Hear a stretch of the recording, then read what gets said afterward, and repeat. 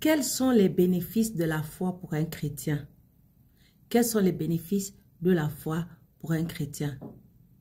En fait, la foi pour un enfant de Dieu, c'est comme l'essence pour une voiture. La foi pour un enfant de Dieu, c'est comme le moteur pour une voiture. Sans l'essence dans le moteur, la voiture ne peut pas rouler. Sans le moteur, la voiture ne peut pas rouler. Tu es un enfant de Dieu. Sans la foi, tu ne peux pas plaire à Dieu. Sans la foi, tu peux mettre en pratique la parole de Dieu. Sans la foi, tu ne peux pas croire à ce que Dieu te dit. Tu ne peux pas croire aux promesses de Dieu. Tu ne peux rien faire sans la foi en tant qu'enfant de Dieu. Tu ne peux pas te proclamer né de nouveau en Christ et ne pas avoir la foi. C'est aussi simple que ça. Alors, si tu n'es pas encore abonné jusqu'à présent, s'il te plaît, abonne-toi pour qu'on puisse grandir et se fortifier ensemble. Alors, c'est quoi les bénéfices de la foi? En fait, la foi a plusieurs bénéfices. La foi a 7 bénéfices qu'on va regarder ensemble. Galates chapitre 3, versets 6 à 8 nous dit « Comme Abraham crut à Dieu et que cela lui fut imputé à justice, reconnaissez donc que ce sont ceux qui ont la foi qui sont fils d'Abraham. Aussi l'Écriture, prévoyant que Dieu justifierait les païens par la foi, a d'avance annoncé cette bonne nouvelle à Abraham.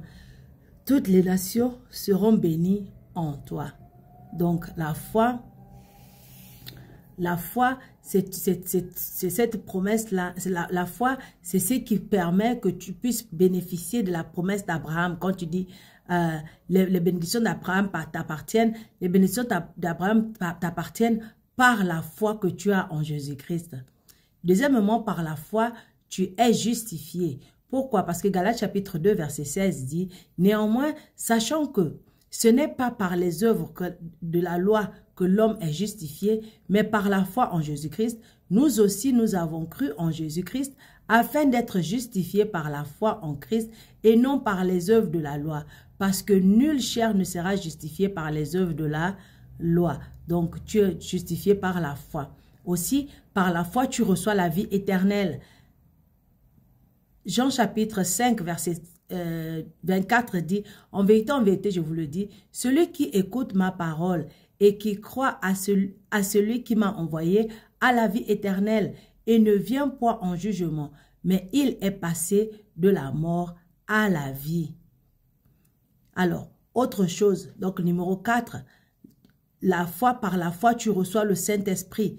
Galates chapitre 3, verset 2 nous dit, « Voici seulement ce que je veux apprendre de vous.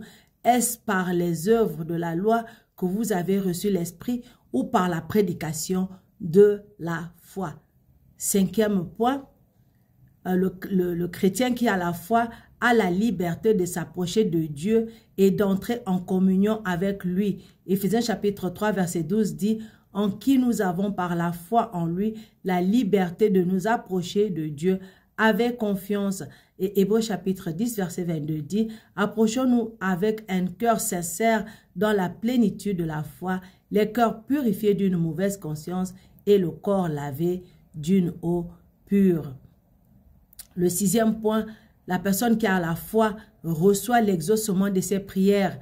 Pourquoi? Parce que Matthieu chapitre 21, verset 22 dit, « Tout ce que vous demanderez avec foi par la prière, vous le recevrez. » Donc, lorsque tu as la foi, tu reçois la réponse à tes prières. Le 7e point, c'est que celui qui a la foi peut résister au diable et devenir victorieux du péché. Pourquoi? Parce que 1 Pierre chapitre 5, verset 8 à 9 nous dit, « Soyez sobres. Soyez sobres, veillez. Votre adversaire, le diable, rôde comme un lion rugissant, cherchant qui il dévorera. » Et Éphésiens chapitre 6, verset 16 dit, « Prenez par-dessus tout cela le bouclier de la foi avec lequel vous pourrez éteindre tous les trains enflammés du malin. » Alors le dernier point, le 8e point, c'est que celui qui a la foi est gardé par la puissance de Dieu. 1 Pierre chapitre 1, verset 5 dit, « À vous qui par la puissance de Dieu êtes gardés par la foi pour le salut prêt à être révélé dans les derniers temps. » Donc tu vois que la foi est très importante parce que les bénédictions, il y a beaucoup de bénédictions qui sont attachées à la foi.